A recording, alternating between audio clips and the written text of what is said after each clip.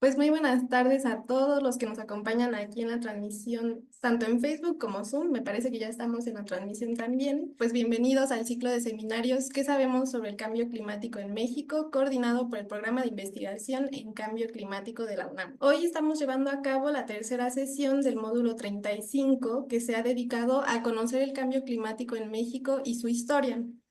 En anteriores sesiones nos han acompañado investigadores del Instituto de Investigaciones Históricas de la UNAM, pero hoy se suma una invitada de la Universidad Estatal de Washington de Estados Unidos. Doctora, muchas gracias por aceptar nuestra invitación, es más que bienvenida a este espacio. Y pues la doctora Andra Chastain nos va a presentar la ponencia titulada Respirar en la ciudad, experiencias corporales y representaciones de la contaminación atmosférica en la Ciudad de México 1950 a 1992. Presento a la doctora. La doctora es profesora asociada de Historia Latinoamericana en la Universidad Estatal de Washington. Es doctora en Historia por la Universidad de Yale y sus temas de investigación abordan la historia urbana, la historia de la política y la tecnología y la historia ambiental. Es autora de Chile Underground, de Santiago Metro and the Struggle for a Rational City, Yale University Press 2024. Actualmente está investigando la historia de la contaminación atmosférica urbana. Y bueno, doctora, muchísimas gracias de nuevo.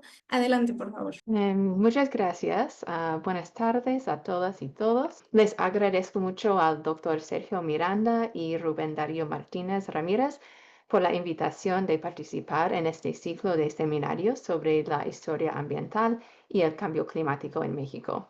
Y también les agradezco a Diego Antonio Franco y Diana Méndez Rojas por sus ponencias en este ciclo. Y también a Alejandra García Madrigal por ayudar con la presentación en Zoom. Me siento muy honrada y también un poco intimidada de formar parte de este ilustre ciclo de ponencias, ya que mi área principal de investigación no es México, sino Chile, ni la historia ambiental, sino la historia urbana. Sin embargo, me entusiasma mucho estar aquí y tener la oportunidad de presentar un avance sobre un proyecto nuevo que trata la historia de la contaminación atmosférica con estudios de caso de Los Ángeles, California, la Ciudad de México y Santiago de Chile. Bueno, la Ciudad de México, como muchas grandes ciudades, es famosa por la dificultad de comprenderla. Como escribe el novelista mexicano Juan Villoro en su colección de ensayos de 2018, El Vértigo Horizontal, escribe que la Ciudad de México se ha extendido en forma avasallante. En 70 años, su territorio se ha vuelto 700 veces mayor. ¿Cómo atrapar esta desmesura? Históricamente es un palimpsesto de la memoria y del espacio, donde lo precolonial y lo colonial coexisten con lo moderno y lo posmoderno. Es un conjunto de barrios y ciudades distintas que han sido absorbidas por la metrópolis en expansión.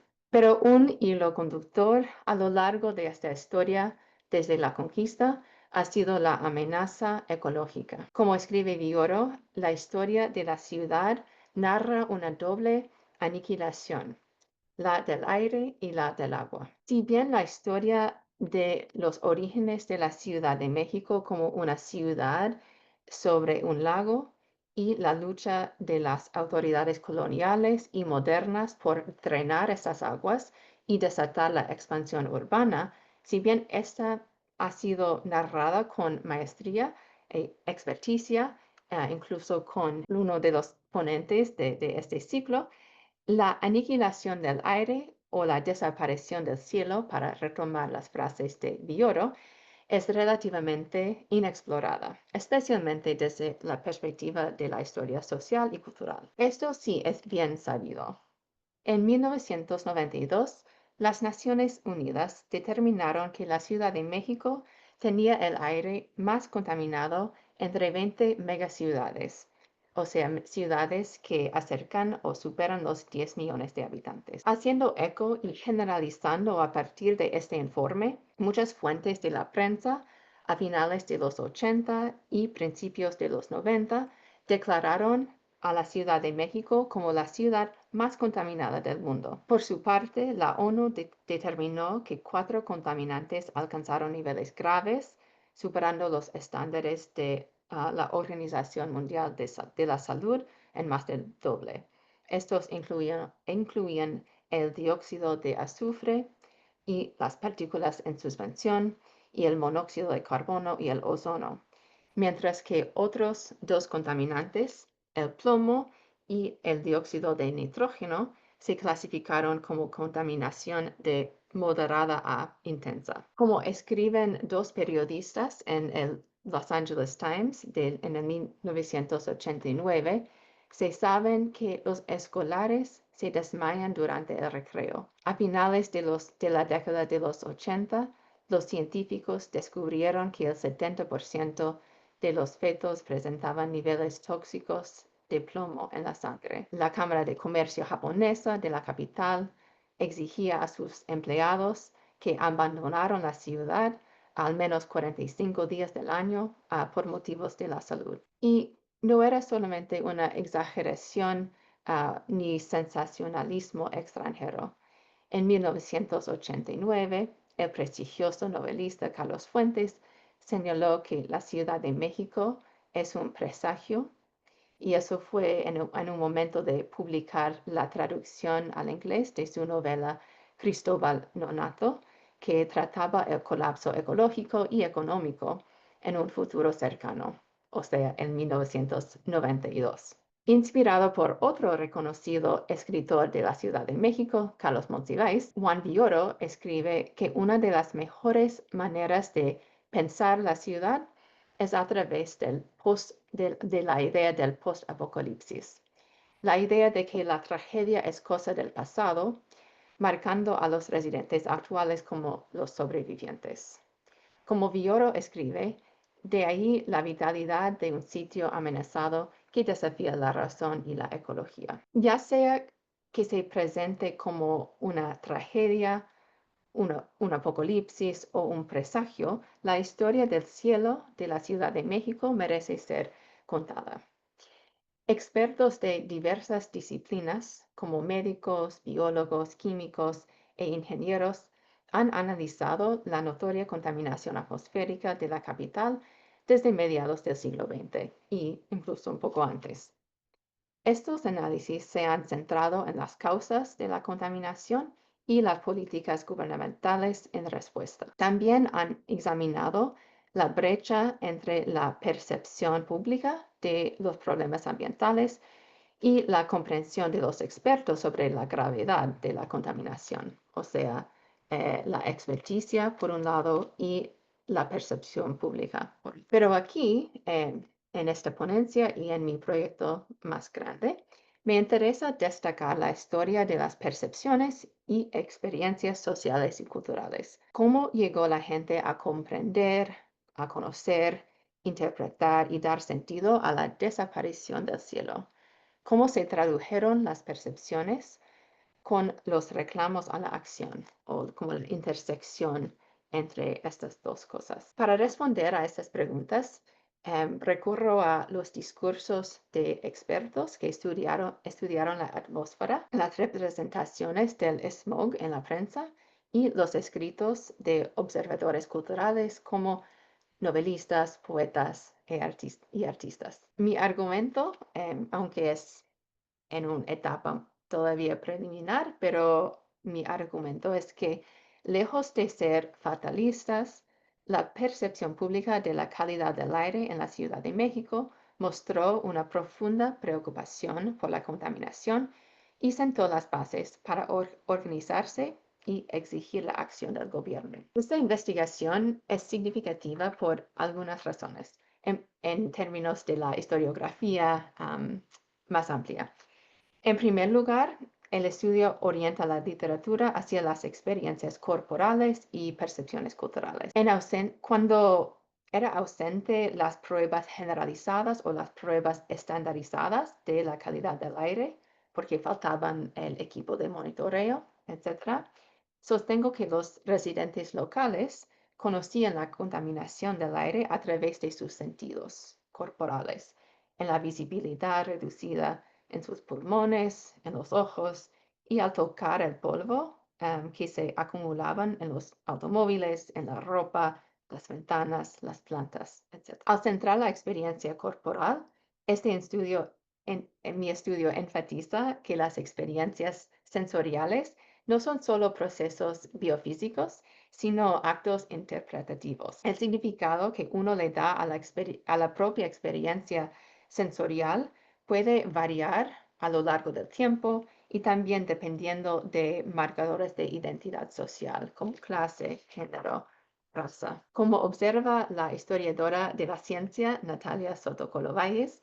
la noción de la contaminación es flexible e históricamente contingente. El historiador ambiental J.R. McNeill relata, por ejemplo, su propia experiencia en 1982 en Nepal, donde él tenía mucha dificultad para soportar una intensa contaminación del aire al interior de una casa, mientras sus anfitriones estaban acostumbrados a este humo y encontraban muy curioso que él no pudiera estar cómodo. Por filtrar el aire no solamente a través de las sensaciones corporales, sino también de percepciones culturales y de identidad, los residentes comprenden su entorno urbano y desarrollan nuevos argumentos basados en la identidad local para luchar para un aire limpio y aire mejor. También me interesa y aunque no, esto no forma tanto parte de esta ponencia, en mi proyecto más amplio me interesa la organización cívica catalizada por esas experiencias corporales. Si bien los estudios previos han examinado las causas de la contaminación atmosférica, incluyendo las tormentas de polvo o torbaneras, las industrias, los automóviles, las condiciones geográficas, sabemos menos sobre cómo los activistas de diferentes tendencias se unieron para presionar el gobierno a favor del cambio. Y este enfoque es importante porque se desarrollaron estas campañas públicas de ciudadanos en un contexto de falta de democracia y de represión. Y estoy pensando también en mi investigación en Santiago de Chile, cuando se desarrollaron estas campañas por aire limpio durante la dictadura de Pinochet en los años 70 y 80. Algunos estudios previos, como más generalizados, sobre la contaminación en América Latina, a veces retratan al público como complaciente o ignorante, o como si la conciencia ambiental solo se transmitiera desde arriba hacia abajo, desde agencias internacionales con sede en Europa o Estados Unidos. Sin embargo, creo que eso puede resultar problemática sin una perspectiva basado en los archivos y en una investigación profunda. Y este estudio es como un primer intento de investigar esta parte de la sociedad civil y el ambientalismo. Y por último, quiero decir que yo veo esta historia como parte de un contexto más amplio, un contexto transnacional y también comparativo. Bueno, voy a comparar la contaminación en Los Ángeles, la Ciudad de México y Santiago de Chile. Y si bien se han escrito importantes historias sobre la contaminación atmosférica para casos específicos, sobre todo Londres o Pittsburgh o otras ciudades con contaminación del carbón, la mayoría de estos relatos se limitan a un solo caso o un solo estado-nación. Por lo tanto, a veces es difícil determinar hasta qué punto es singular o ejemplar un caso u otro. Al ampliar el marco más allá de la ciudad o la nación, espero centrarme no solamente en lo que divide estas experiencias entre Estados Unidos o América Latina, sino en lo que ellos compartieron, lo que los casos compartieron, especialmente el auge fenomenal de los automóviles y el desarrollo dependiente del automóvil que compartieron estas metrópolis. Cuando se estudian las ciudades latinoamericanas en un contexto más amplio, no las vemos como marginadas ni como ejemplos lamentables de degradación ambiental, sino como parte de una historia más amplia de luchas por un aire limpio que trasciende las fronteras. Ahora voy a centrarme más en el caso específico de la Ciudad de México. El entorno natural de la Ciudad de México fue elogiado por observadores, tanto mexicanos como extranjeros, en el siglo XIX. En sus viajes al Valle de México entre 1803 y 1804, el naturalista prusiano Alexander von Humboldt describió el aire como rarísimo y transparente. Las pinturas del valle realizadas por el artista italiano Eugenio Landesio y especialmente por su alumno, el estimado paisajista José María Velasco, expresaron la inmensidad y la sublimidad de los cielos de un color azul pálido. Por ejemplo, en Valle de México, desde el Cerro del Tenayo, al lado izquierdo aquí, por Landesio, el resplandor rosado del horizonte, la imponente nube en movimiento y las figuras campesinas en primer plano dan una impresión de que la escala del valle supera enormemente la escala humana. De igual manera, al otro lado, al lado derecho, el tranquilo y sublime Valle de México en esta pintura de Velasco evoca la grandeza del paisaje nacional con este azul pálido del cielo difumándose hacia el blanco del horizonte y los volcanes Popocatépetl e Iztaccíhuatl, que equilibran la suave como forman un balance con la vegetación y los tonos de la tierra. En ambos casos, el paisaje del valle expresa la grandeza nacional, donde los cielos y las nubes son un elemento clave en esta grandeza. Ubicada en una amplia cuenca a una altitud de 2.240 metros, la capital disfrutaba de un clima templado durante todo el año, con colinas boscosas y volcanes nevados que alzaban sobre el valle. Habían extensos lagos naturales que se habían drenado mediante ingeniería hidráulica desde la época colonial, el más grande estos siendo el lago Texcoco. Sin embargo, los esfuerzos para drenar los lagos que carecían de salida al mar se intensificaron durante la presidencia de Porfirio Díaz, como es bien sabido, y con la inauguración del Gran Desagüe en 1900. La desecación del valle se debió al temor a inundaciones crónicas, las amenazas a la salud pública y de las enfermedades transmitidas por el agua, y también el interés en desarrollar las tierras descubiertas para la agricultura o el asentamiento humano. Si bien las preocupaciones sobre la salud pública a menudo se relacionaban con la fluctuación de los lagos, el aire también estaba muy involucrado en este proceso. A medida que el valle se secaba, la tierra expuesta se volvió vulnerable a la erosión y los vientos periódicos levantaban la tierra, formándose intensas tolvaneras que azotaban a la ciudad. En 1923, el Observatorio Meteorológico de Tacubaya comenzó a monitorear la frecuencia, la duración y la intensidad de las tolvaneras. Un estudio del Ministerio de Salubridad y Asistencia reveló que entre 1923 y 1958 se registraron un promedio de 67 tolvaneras al año. El famoso ensayista y poeta Alfonso Reyes inició su famoso ensayo Visión de Anáhuac 1519, una meditación sobre la riqueza de la cultura azteca antes de la conquista, con una alusión a la frase de Humboldt: viajero, has llegado a la región más transparente del aire. Este ensayo era de 1915, pero en 1940 Reyes publicó Palinodia del polvo, que era una retracción de su elogio anterior. En este ensayo se preguntaba: ¿es esta la región más transparente del aire? ¿Por qué se empaña? ¿Por qué se amarillece? Escribió que caían mantos de sepia de las tolvaneras que daban al valle la irrealidad de una hoja prematuramente marchita.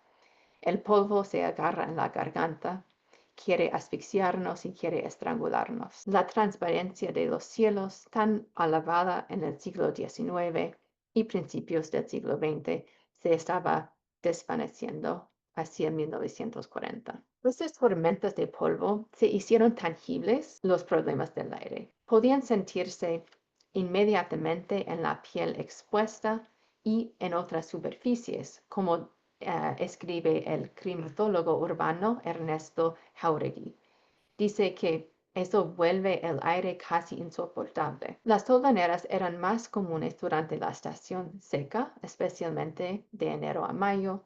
Un dicho común era febrero loco, marzo otro poco. Como demuestra la historiadora Soto Colovalles, los científicos de los campos de la bacteriología, la micología y también los médicos que estudiaban las enfermedades infecciosas, estos científicos estudiaron las tormentas de polvo, las tolvaneras, en las décadas de 1940 y 50, demostrando que sí se propagaban patógenos, incluidas enfermedades del estómago, a partir del polvo contaminado. Sin embargo, si bien las tolvaneras continuaron representando un desafío después del 1950, la atención científica se cambia y se centró en los contaminantes industriales y automotrices en la década de 1960 o finales del 50. Soto Colovalles describe un cambio de enfoque desde la contaminación por polvo, que era aparentemente natural, aunque la desecación claramente no era natural, pero un polvo que parecía natural, también visible y estudiada por bacteriólogos, hacía el estudio de la contaminación antropogénica artificial, a menudo invisible, y que requería el estudio de químicos y físicos. En 1957, la Secretaría de Salubridad y Asistencia informó simplemente que debido a la gran cantidad de gases y polvo existentes, el aire de la capital era nada saludable para los habitantes. Eso fue a finales de los años 50. Para 1958, cuando Carlos Fuentes publicó su primera novela, La región más transparente del aire, el título era irónico, una crítica a los excesos y la corrupción de la alta sociedad postrevolucionaria. Las condiciones empeoraron en la década de 1950, especialmente en los últimos años de esa década, lo cual es muy evidente en las quejas locales, también informes de la prensa y los estudios científicos. Y quiero compartir con ustedes un ejemplo que encontré en el Archivo de la Salud. Alrededor de 1953, los residentes del barrio de Villa Obregón y Colonia Jardines del Pedregal, en el sur, se quejaron del humo y del polvo de las industrias del concreto asfáltico que se desarrollaban en esta parte de la ciudad, porque utilizaban la roca basáltica de esta zona, conocida como Pedregal de San Ángel, como materia prima. Las autoridades también de la ciudad universitaria, de la UNAM, también expresaron su preocupación por el impacto en la salud de sus estudiantes y docentes, y también el impacto de las explosiones de esa industria para sus instrumentos de precisión. La Dirección de Higiene Industrial, que formaba parte de la Secretaría de Salubridad y Asistencia,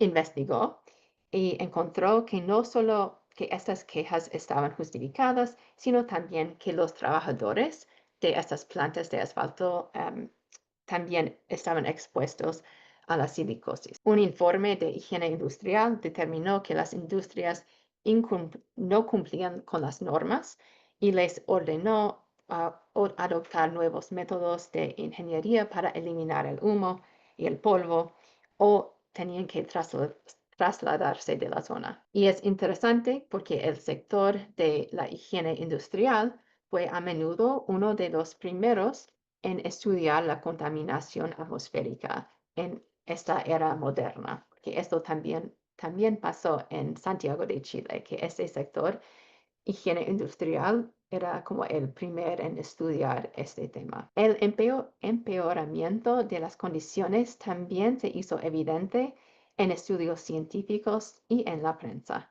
En 1957, el diario El Nacional informó que el químico mexicano e investigador en contaminación atmosférica, Humberto Bravo, se encontraba en el Instituto Kettering en Cincinnati, Ohio, para estudiar diversas sustancias nocivas para la salud humana. El mismo artículo describía las fuentes de contaminación, desde las emisiones de la refinería de petróleo de Azcapotzalco, propiedad de Pemex, y otras industrias polvorientas en la carretera a Mixcoac, hasta las tolvaneras del lago Texcoco y el aumento en el tráfico de automóviles. También un estudio realizado por el director del Instituto de Ciencias Aplicadas de la UNAM por Fournier Dalba reveló que 200 toneladas de polvo y ceniza caían cada día sobre la ciudad. La visibilidad se había reducido de unos 7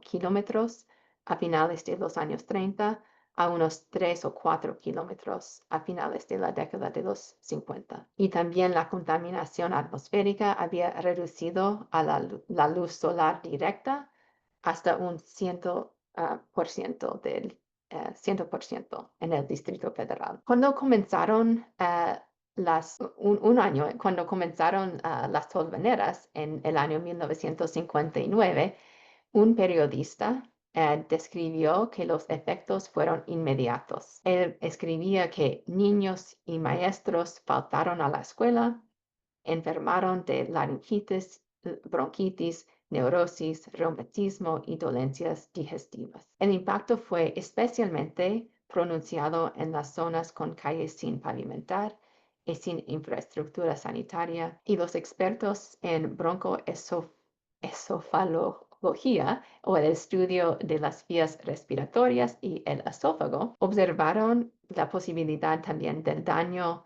pulmonar permanente. En menos de 2 décadas, desde el inicio del milagro mexicano, el milagro económico, o el periodo de crecimiento rápido entre el año 1940 y 1970, en menos de 2 décadas, desde el comienzo de eso, los residentes de la capital podían ver, oler y sentir el aire turbio. Los niños eran encerrados y fotografías mostraban a mujeres y hombres cubriéndose el rostro con pañuelos mientras caminaban durante una tolvanera. Un periodista del New York Times señaló en 1970 que cualquier persona que viviera en la Ciudad de México podía dar fe de los efectos de la contaminación. Él escribió que en días de alta concentración, los ojos escuecen y los pulmones sienten una irritación aguda. Una mugre negra, por ejemplo, cubre el parabrisas de un automóvil que se deja a la intemperie durante la noche. La arenilla se filtra en casas y oficinas a través de las grietas de las ventanas y las amas de casa tienen que limpiar y quitar el polvo de las superficies a diario. Entonces, la evidencia de la contaminación se podía sentir en la garganta, al tocar las ventanas y otras superficies y al oler los humos de los escapes de los automóviles y también las refinerías de gas. A pesar de la seria preocupación de médicos y científicos, los riesgos tangibles para la salud pública y las publicaciones en la prensa sobre la atmósfera contaminada que los residentes urbanos se veían obligados a respirar, a pesar de todo eso, el problema se agravó en las décadas de 1960 y 70. Para 1960, la población del área metropolitana ya superaba los 5 millones de habitantes y el uso del automóvil se expandía rápidamente. En 1967, México se unió a un programa para monitorear y estandarizar las pruebas de calidad del aire en América Latina y el Caribe, una iniciativa patrocinada por la Organización Panamericana de la Salud. Esta red de monitoreo, que se llamaba Red Panaire, creció hasta contar con 14 estaciones de monitoreo en la Ciudad de México hasta el fin del programa en 1980. Involucró en este trabajo figuras claves en el estudio de la contaminación atmosférica en México, como por ejemplo el químico Humberto Bravo, el climatólogo Ernesto Jauregui, el doctor Enrique Márquez Mayodón y el ingeniero chileno Ricardo Haddad. En 1971, el presidente Echeverría aprobó la primera ley anticontaminación del país, la Ley Federal para Prevenir y Controlar la Contaminación Ambiental. Esta ley encargó a la Secretaría de Salubridad y Asistencia la tarea de establecer y regular las normas de emisiones. Sin embargo, la falta de financiamiento contribuyó a un desempeño un poco decepcionante y a las críticas públicas a esta medida, como señala la historiadora Ella Milkovic. Aunque los límites de la nueva legislación ambiental eran evidentes, los científicos a veces temían alzar la voz. Había poca supervisión gubernamental sobre la industria y muchas, como la refinería de Azcapotzalco, eran del Estado. En 1978, por ejemplo, un joven científico ambiental, el doctor Francisco Sekeli, declaró: me quedaría sin trabajo si comenzara a organizar un movimiento de médicos preocupados por la contaminación. Aquí nadie se pronuncia.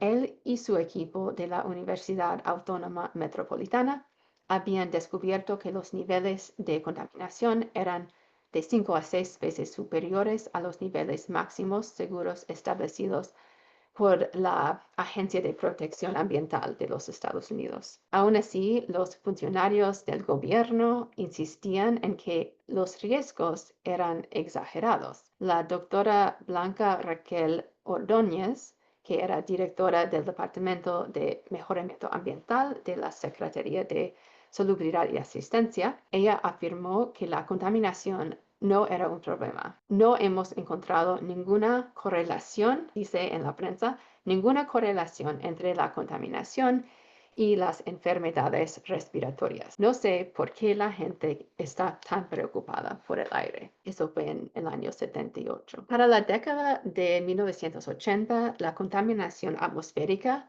que llevaba décadas empeorando, alcanzó proporciones aún más alarmantes. En 1986 y 87, los aves literalmente cayeron muertas del cielo y posteriormente se descubrió que la causa era el envenenamiento por plomo, cadmio y mercurio. Dos estudios de esta época también detectaron estos niveles tóxicos de plomo en los fetos y también los bebés recién nacidos, al menos en el 50% de los examinados. Fue en este contexto que Carlos Fuentes rebautizó a la Ciudad de México como Ciudad México, con un juego de palabras con inglés. Y también la ONU declaró a la capital mexicana como la megaciudad más contaminada en 1992. Aunque el aire de la Ciudad de México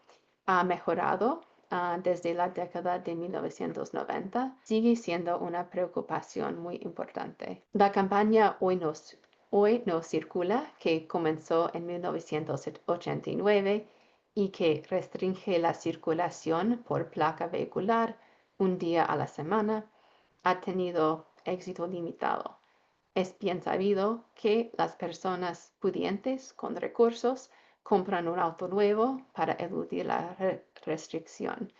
Y una consecuencia inesperada entonces es el aumento del número de vehículos. La refinería de Azcapotzalco cerró en 1991 por razones ambientales. Un plan para reducir las tolvaneras del lago Texcoco mediante la plantación de pasto y vegetación en el antiguo lago, lecho del agua, ha ayudado a reducir significativamente las tolvaneras desde la década de los 70. Y si bien la población superó los 20 millones de personas, parece que el crecimiento demográfico urbano ha desacelerado desde la década de los 90. Además, creo que vale preguntar hasta qué punto la democratización desde el año 2000 a nivel federal y desde el año 2017 a nivel de la ciudad, hasta qué punto ha abierto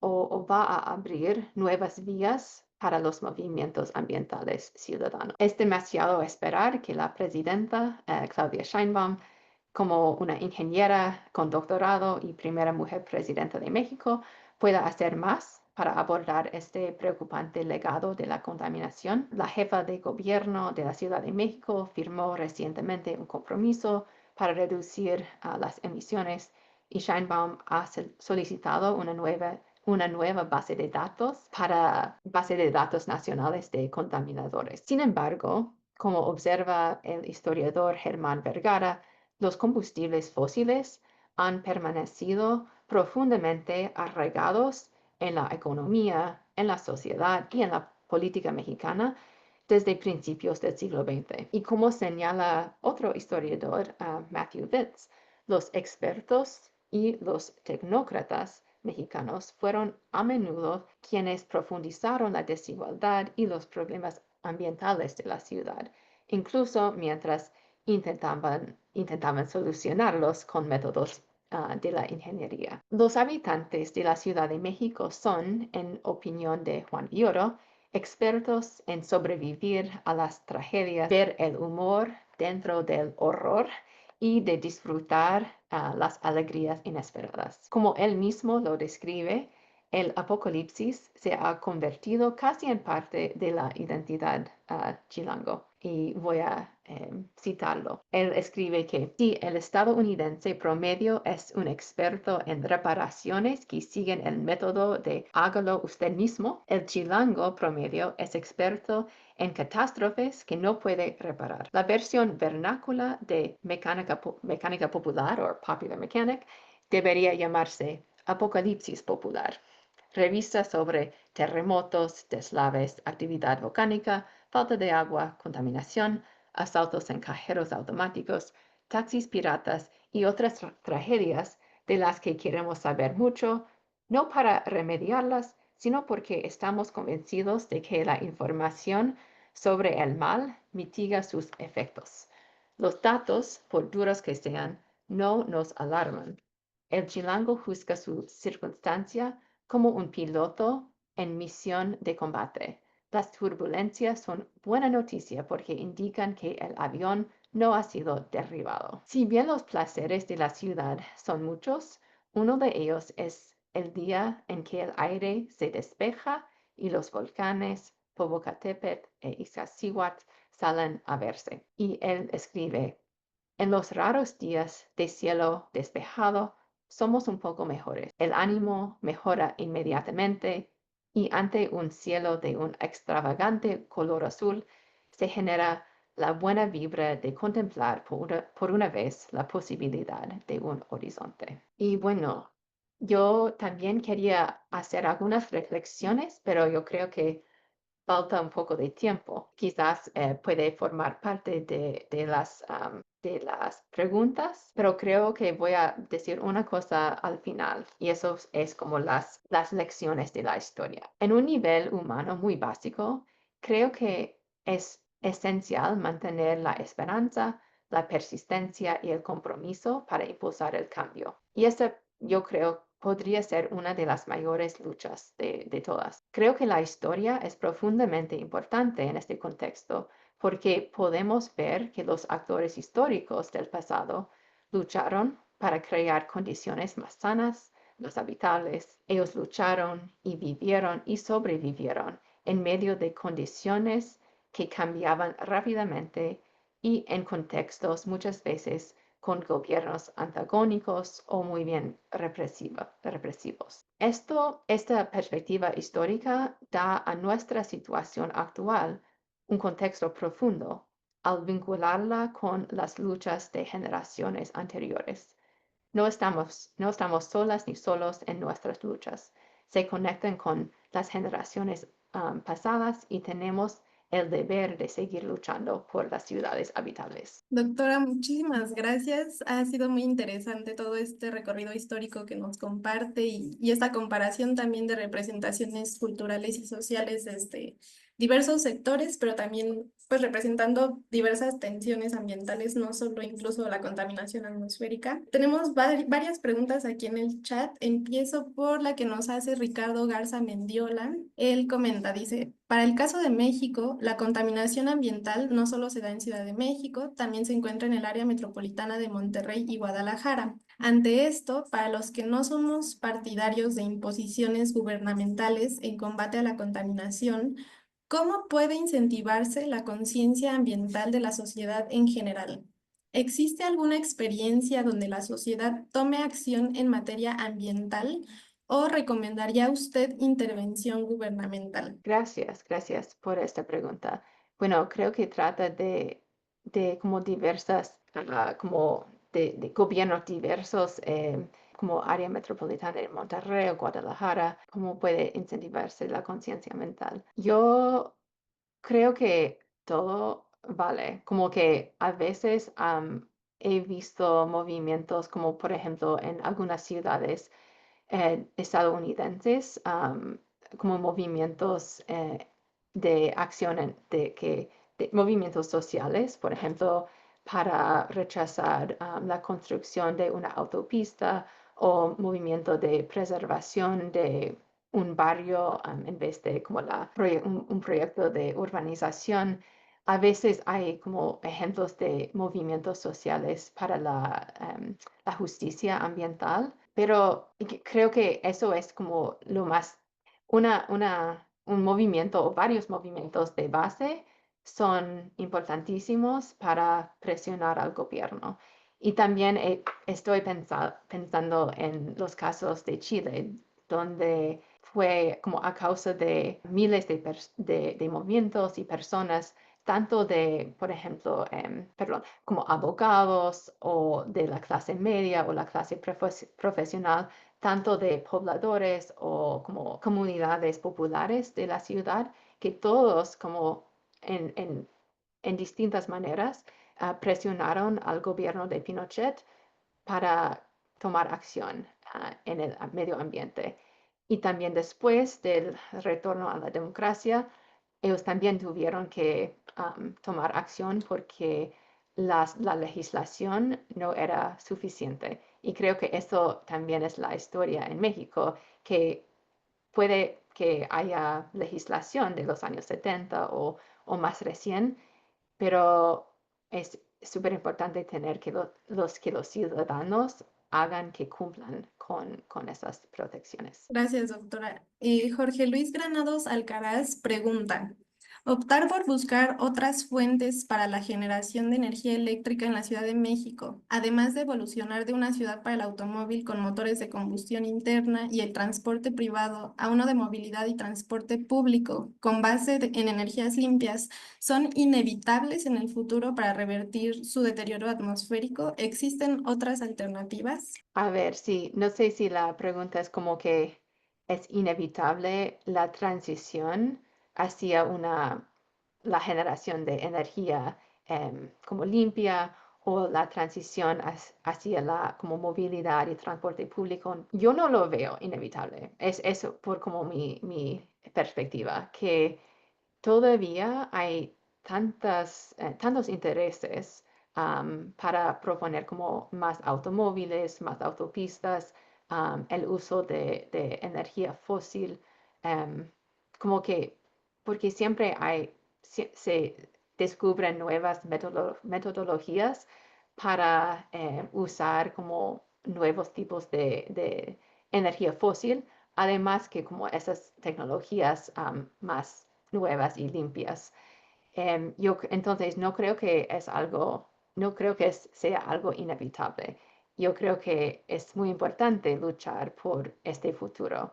Y como otras alternativas, no sé, bueno, en mi mente estoy pensando en, como por ejemplo, varios tipos de transporte público, como el Metrobús, que fue como algunas ciudades como en Colombia o Brasil eran las primeras en probar el Metrobús y creo que han tenido éxito también en muchas ciudades de América Latina y esos son muy importantes que nosotros en Estados Unidos incorporamos el transporte público porque lo veo como que estamos muy atrasados en la perspectiva pública en Estados Unidos, que muchas personas rechazan todavía el transporte público o la transición a energía limpia. Entonces, eso como creo es un paso importante, primero, um, que las ciudades de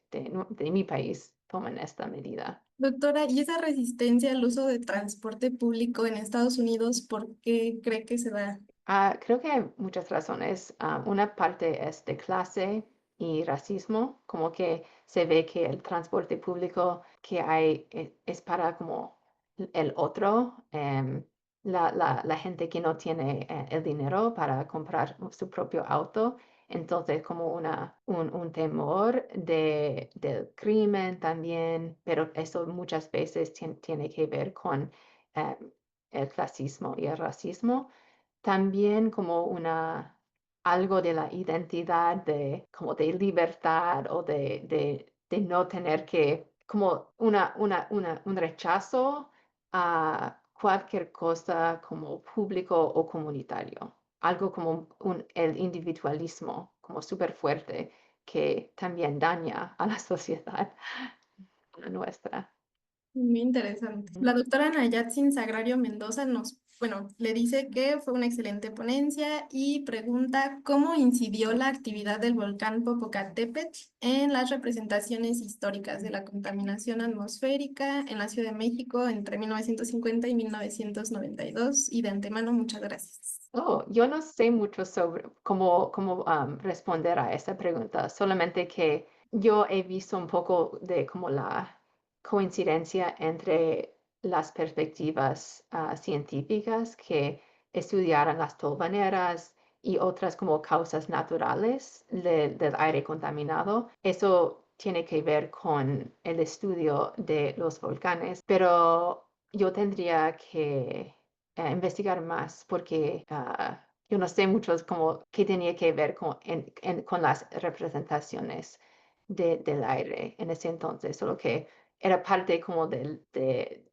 la situación geográfica, pero con datos más específicos no los tengo, lamentablemente. Gracias, doctora. Diego Antonio Franco, quien expuso en la primera sesión de este módulo, pues comenta, hola Andra, muchas gracias por la ponencia. Una pregunta pensando en las fuentes de tu investigación. ¿Has revisado caricatura política de la prensa mexicana? ¿Has considerado incluir su perspectiva en tu análisis? Yo encontré varias para la ponencia que presenté y algunas son muy perspicaces en su lectura sobre la contaminación atmosférica y sus causas, así como la experiencia de los habitantes de la ciudad. Gracias por la pregunta, Diego.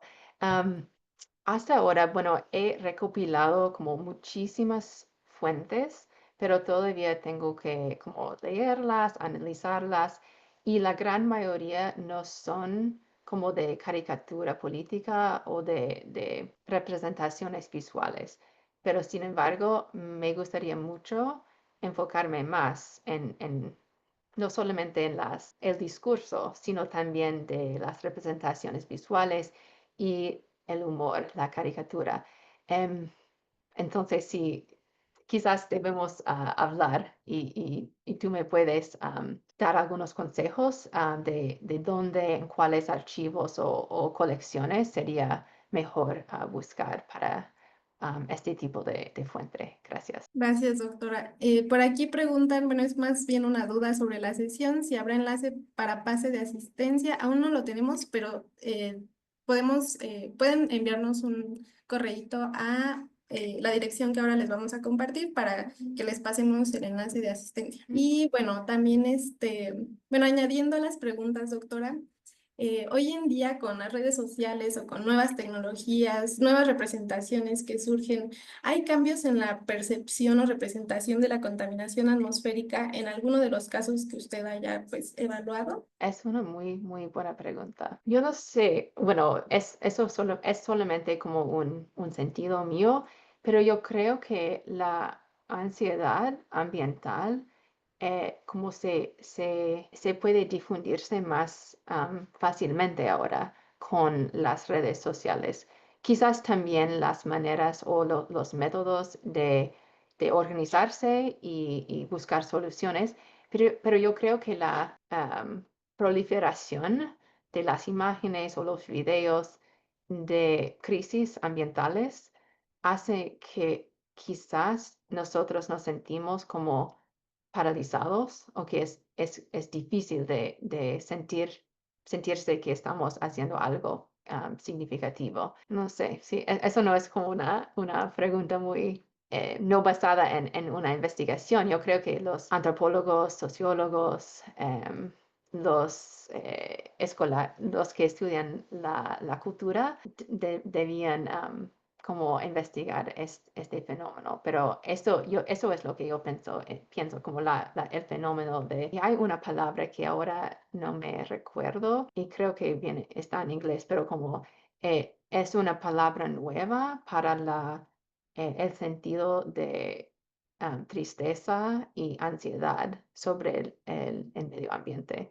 Y creo que los medios sociales pueden hacer crecer estas ansiedades. ¿Será la ecoansiedad? Ajá, puede ser Ah, también. sí, sí, ecoansiedad quizás. Ujú. Doctora, hay Gracias. una última pregunta también porque pues para mí sería interesante conocer si ha visto, estudiado o cualquier cosa, algún caso de descontaminación en alguna ciudad latinoamericana bien representado, que nos pudiera compartir. Como yo he leído más sobre como algunos casos como Denver en Colorado o también Los Ángeles, aunque como a veces hay casos que parecen como ejemplos y luego 5 o 10 años después no se sienten así. Y eso fue lo que lo he leído sobre la Ciudad de México, que mejoró mucho como entre el año 1990 y como 2006, 2007, algo así, pero en la última década o 15 años que no ha cambiado, no ha mejorado o incluso ha empeorado un poquito. Entonces voy a pensar esto. Solamente estoy pensando en los casos por ejemplo, donde el transporte público ha sido muy exitoso. Los casos como de Metrobús. Pero para la contaminación atmosférica debo seguir pensando y investigando. Pues muchísimas gracias, doctora. No sé si quiera dar algún mensajito final para cerrar la sesión. Muchas gracias por escucharme con esta ponencia muy preliminar y solamente quería una cosita que quería decir es sobre esta imagen al final. Yo no pude describirlo, pero estas dos imágenes son de Portland, Oregon. Yo vivo cerca de Portland y eso es un caso de contaminación en el año 2020, en septiembre, cuando había incendios forestales. Entonces, fue un episodio que como me impulsó a estudiar este tema, porque creo que con el cambio climático y el incremento de los incendios forestales, este tema del aire va a ser más y más importante para muchas ciudades, incluso en Oregon y Washington, que no son muy industriales, sino cerca de los bosques.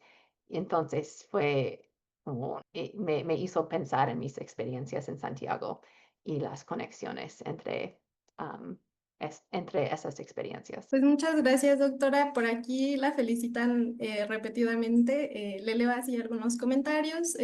Sergio Miranda le agradece por su presentación, que es un tema que nos incumbe como especie y como urbanitas en ciudades que comparten las mismas problemáticas.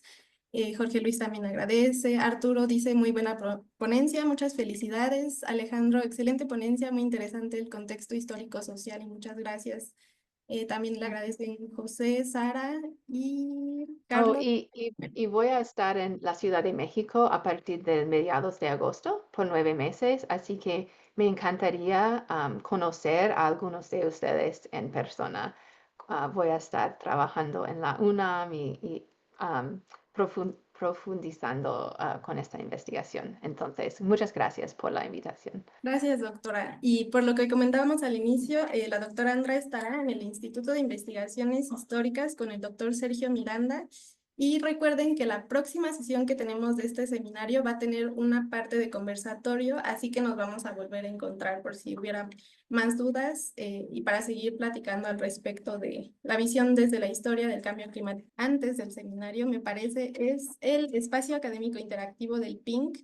El maestro Óscar Javier Ruiz Maraver del Colegio de la Frontera Sur nos va a presentar avances sobre factores que determinan la vulnerabilidad social en una comunidad costera del Golfo de México a amenazas del cambio climático. Después, bueno, esto es el día martes 27 de mayo de 12 a 1. Nos pueden seguir por Facebook, también les enviaríamos el link de Zoom si se registran. La siguiente sesión del seminario, como les comentaba, dará la doctora Diana Alejandra Méndez Rojas de la Escuela Nacional de Antropología e Historia y nos va a hablar sobre democracia, movimientos campesinos y cambio climático en México de 1959 a 2011. El jueves de 12 a 1 y de 1 a 2 será el conversatorio. Posteriormente, pues seguimos con la exposición Pulsar, que está en el Museo Universitario de Ciencias y Artes en la Facultad de Arquitectura aquí en CU. Va a estar disponible hasta el 6 de septiembre y pues los invitamos a visitarla. Esta exhibición reúne a un grupo de artistas que entretejen arte, ciencia y ecología para proponer una serie de paisajes alternativos que acentúan que somos seres individuales pero críticamente conectados, donde artistas de distintas partes del mundo exploran las consecuencias globales y emocionales del proceso de cambio climático a través de métodos especulativos, exploraciones de archivos e historias personales y familiares, y todo esto a través del sonido. Así que los invitamos a visitar la exhibición. Y por último, los invitamos también a participar en el Premio a la Poesía Letras por el Cambio Climático 2025. Es la primera edición de este tipo de premios. Y podrán participar todos los estudiantes inscritos en la UNAM que sean menores de 35 años hasta el 31 de mayo, que es el sábado de la siguiente semana. Así que bueno, los invitamos a pues estar en estos eventos y pues muchísimas gracias. Nos vemos el próximo martes. Hasta luego. Muchas gracias. Hasta luego.